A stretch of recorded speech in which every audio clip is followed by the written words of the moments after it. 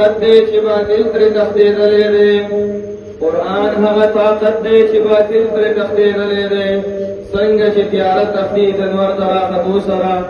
دا و د دې علاقې مشهور ناتوان جناب حافظ رحمت زاده صاحب او د هغې برادر مکرم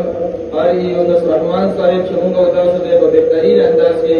نعتیه کلام هغه پیش کړو انشاءالله پروګرام به جاري وي ختم القرآن لپاره زه دعوت ورکوم استادنا استاد العلماء والحفاظ والقراء جناب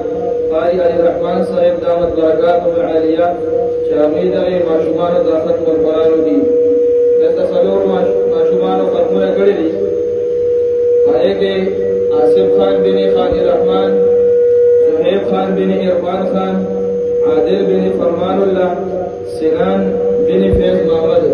دغې خدمت کې هم درخواست دی چې قرآن شریفونه راوالي